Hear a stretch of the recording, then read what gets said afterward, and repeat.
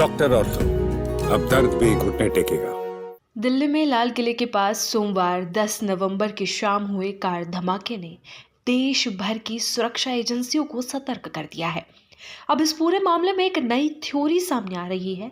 शुरुआती जांच में आशंका जताई जा रही है कि धमाका किसी योजनाबद्ध आतंकी हमले का हिस्सा नहीं था, बल्कि गलती या हड़बड़ी में हुआ हादसा हो सकता है।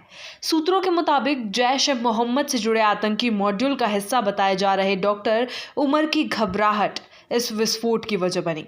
जम्मू कश्मीर पुलिस के एक सोशल मीडिया पोस्ट ने इस घटनाक्रम को और रहस्यमय बना दिया है। 10 नवंबर को शाम 6:10 पर जम्मू कश्मीर पुलिस ने एक्स पर लिखा, you can run but you can't hide, यानी तुम भाग सकते हो लेकिन छिप नहीं सकते। कुछ ही समय बाद दिल्ली में लाल किले के पास धमाके की खबर आई। जांच एजेंसियों को शक है कि ये ट्वीट डॉक्टर उमर के संदर्भ में था, जो कुछ दिनों से पुलिस की गिरफ्त से बचने की कोशिश कर रहा था। जांच में सामने आया है कि उमर जैश ए मोहम्मद के एक बड़े मॉड्यूल से जुड़ा था, जिसका हाल ही में जम्मू कश्मीर और हरियाणा पुलिस ने संयुक्त रूप से भांडाफोड़ किया था।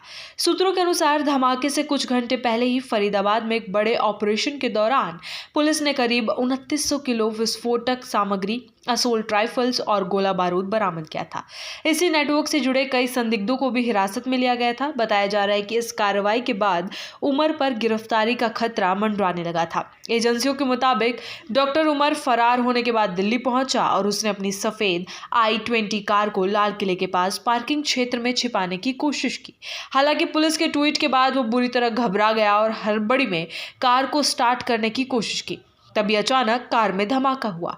जांचकर्ताओं का मानना है कि विस्फोट कार के भीतर रखे किसी विस्फोटक या उपकरण की गलत हैंडलिंग से हुआ, ना कि किसी रिमोट कंट्रोल या टाइमर के जरिए।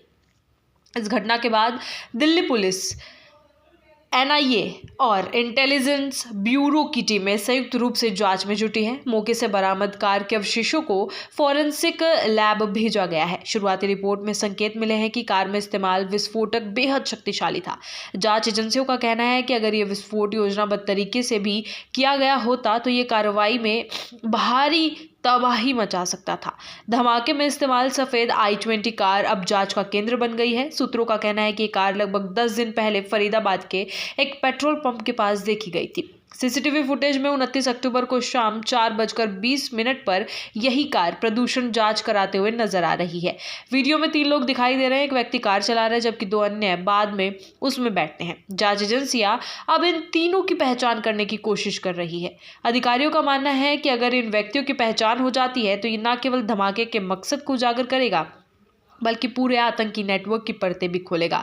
इस दिशा में दिल्ली पुलिस की स्पेशल सेल और राष्ट्रीय जांच एजेंसी मिलकर काम कर रही है। फरीदाबाद, जम्मू और श्रीनगर के बीच एक समन्वित जांच टीम बनाई गई है, जो उमर के मूवमेंट, कॉल रिकॉर्ड और डिटेल ट्रेल की पड़ताल कर रही है। सुरक्षा एजेंसियों के सूत्रों के मुताबिक उमर बीते कुछ महीनों से दक्षिण कश्मीर में सक्रिय था और उसे जैश के हैंडलरों से लगातार निर्देश मिल रहे थे। माना जा रहा है कि फरीदाबाद मॉड्यूल के भांडाफोड़ के बाद उमर को दिल्ली में किसी संपर्क से मिलने का निर्देश मिला था, लेकिन पुलिस की तगड़ी कार्रवाई और लगातार जारी सर्च ऑपरेशन से वो दहशत में आ गया। इसी बीच दिल्ली पुलिस ने राजधानी और NCR क्षेत्र में हाई अलर्ट घोषित किया है। सभी प्रमुख ऐतिहासिक स्थलों, सरकारी भवनों और संवेदनशील इलाकों में सुरक्षा बढ़ा दी गई है। ट्रैफिक पुलिस को भी संदिग्ध वाहनों की सख्त जांच के निर्देश दिए गए हैं। डॉक्टर ऑर्थो, अब दर्द भी घुटने टेकेगा।